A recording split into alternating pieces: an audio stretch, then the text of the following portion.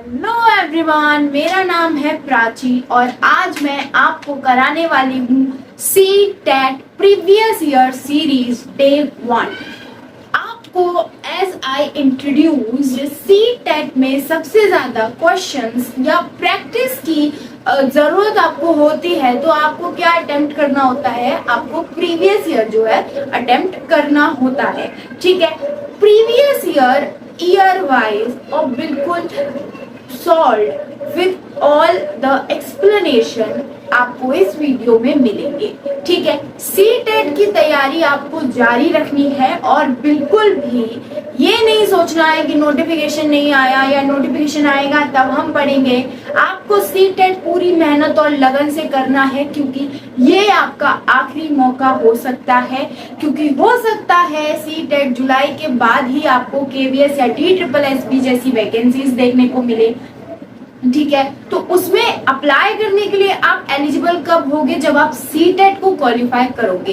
तो C TET qualify करना आपको जरूरी है। As I said, I will post some notes of C TET subjects very soon on my WhatsApp channel, और WhatsApp channel का link आपको डिस्क्रिप्शन में मिल जाएगा। ठीक है, तो आइए हम शुरू करते हैं। लेकिन उससे पहले मैं आपको सी टेट में लैंग्वेज से रिलेटेड कुछ बच्चों के इश्यूज होते हैं या कुछ कंफ्यूजन्स होती है, वो मैं आपको क्लियर करना चाहती हूँ। कई बच्चे लैंग्वेज 1 एज हिंदी चूज करते हैं ये सोच करके कि हिंदी इजी होती है और हमें समझ आ जाएगी, तो आप बिल्कुल सही हैं। ठीक है, जो भी कॉम्प्रीहेंशन पैसेज होता है वो आप इजीली कर सकते हो अगर आपकी हिंदी आप लैंग्वेज 1 लेते हो। क्योंकि अगर आप इंग्लिश एज अ लैंग्वेज 1 लोगे तो कॉम्प्रीहेंशन में आपके मार्क्स कटने के चांसेस है, इवन इफ आपकी इंग्लिश काफी अच्छी है तो भी। ठीक है, समझ लो बात को, आप बचपन से हिंदी बोलते आ रहे हो और कॉम्प्रीहेंशन जो होता है 15 मार्क्स का होगा। ठीक है, 2 कॉम्प्रीहेंशन होंगे टोटल, तो 15 मार्क्स बहुत मायने रखते हैं। कॉम्प्रीहेंशन हिंदी का काफी ज्यादा आपको मिलेगा। अगर टफ आ जाएगा, ठीक है, तो आप उसको अटेम्प्ट कर पाओगे, क्योंकि आप जो है हिंदी लैंग्वेज आप बचपन से बोलते आ रहे हो, सुनते आ रहे हो। तो बच्चे ज्यादातर क्या है, हिंदी को लैंग्वेज 1 चूज करते हैं स्कोर बढ़ाने के लिए अपना। ठीक है, और आपको भी जैसा गाइडेंस है, मैक्सिमम बच्चे जो हैं हिंदी को लैंग्वेज 1 चूज करते हैं। लेकिन ये कंपलसरी बिल्कुल नहीं। अगर आपको अपनी मर्जी से चूज करनी है इंग्लिश एज लैंग्वेज 1 तो आप आराम से कर सकते हो, आपको कोई नहीं उसके लिए कुछ बोल सकता है। ठीक है, समझ लो बात को।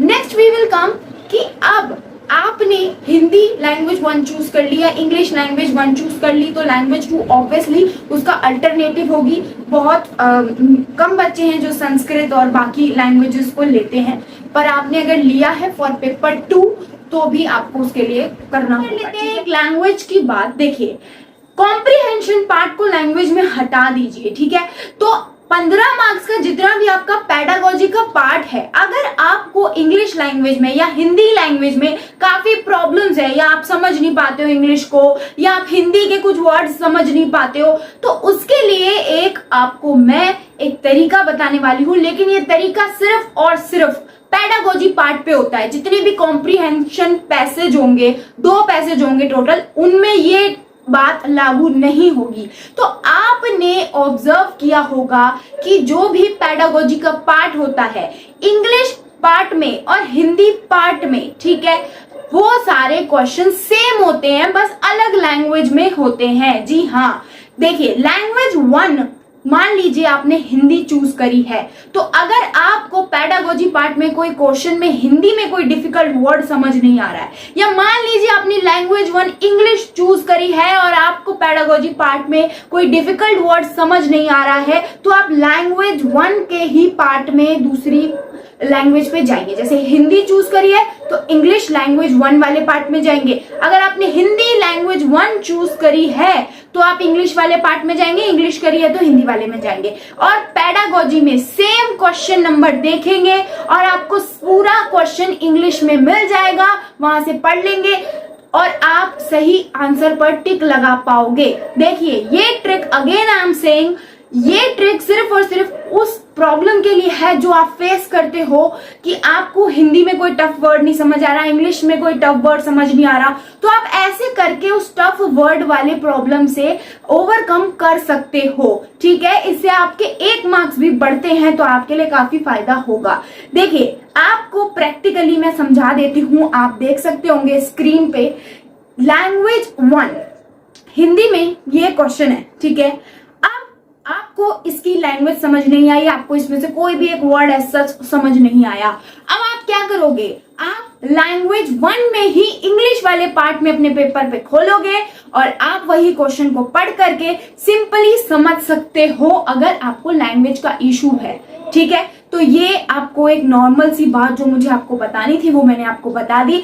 अब आप पूरे जोश से और बिल्कुल तैयारी से, पहला दिन है आपका, आपके मार्क्स कम भी आएंगे तो आपको उम्मीद नहीं खोनी है। ठीक है, आप इस पेपर को अटेम्प्ट करेंगे और ईमानदारी से अटेम्प्ट करेंगे, बीच में कहीं से देख करके आंसर करना या गूगल से आंसर करना, आप सिर्फ अपने आप को धोखा दोगे। ठीक है, तो बिल्कुल ईमानदारी से ये पेपर अटेम्प्ट कीजिएगा, ये आपके सामने पेपर है। और इसके अलावा अगर आप वीडियो से नहीं कर पा रहे हैं, जो कि काफी प्रॉब्लम हो सकती है, आई कैन अंडरस्टैंड, तो आपको व्हाट्सएप चैनल पे इसका पीडीएफ मिल जाएगा, पीडीएफ से आप आंसर्स कर लीजिएगा, क्वेश्चंस कर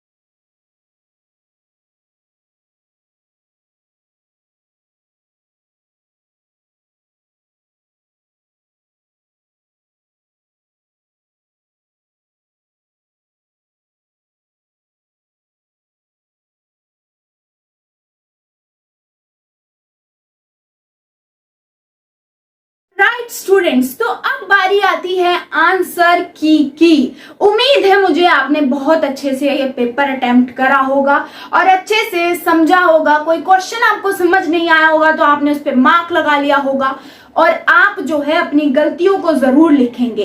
तो ये है आपके सामने आंसर की और आप अच्छे से क्वेश्चंस को आंसर पे टिक लगा सकते हो। यह आंसर की बिल्कुल ऑथेंटिक है, सीटेट की वेबसाइट से ही ली गई है, जो सीटेट आंसर की लॉन्च करता है आफ्टर पेपर। ठीक है, अलग अलग सोर्सेज से जो भी आपको मैंने प्रीवियस ईयर प्रोवाइड करवाया है, ठीक है, वो आपके लिए मुझे उम्मीद है काफी हेल्पफुल रहा होगा। और आपकी अगर कोई गलती होती है तो उस पर क्रॉस करके नहीं छोड़ देना है। आप अपने मार्क्स कैलकुलेट करोगे, जितने भी आप मार्क्स आए हैं आपके कमेंट सेक्शन में कमेंट करोगे, ठीक है, और आपकी जो भी गलती है वो आप मार्क कर लोगे, उसको दोबारा पढ़ोगे और नेक्स्ट पेपर जो मैं आपके सामने लेकर आऊंगी डे 2 से पहले आपको वो गलती अपनी सुधार लेनी है और कहां पे गलती हुई है विद एक्सप्लेनेशन आपको करना है। तो आप मुझसे प्रॉमिस कीजिए कि आप अपनी गलती को करेक्ट जरूर करेंगे, क्योंकि करेक्शन से ही आपका मार्क्स बढ़ेंगे नेक्स्ट पेपर में। ठीक है, तो बिल्कुल उम्मीद मत हारिए अगर आपके कम मार्क्स आए हैं तो। और जो भी हुआ है, जितना भी हुआ है, आपने अपनी मेहनत से करा है, ईमानदारी से करा है और मेहनत का किया हुआ जरूर मिलता है। ठीक है, तो आप आंसर की आंसर्स मैच कर लीजिए और कमेंट कीजिए। तब तक के लिए पढ़ते रहिए, be serious and study hard.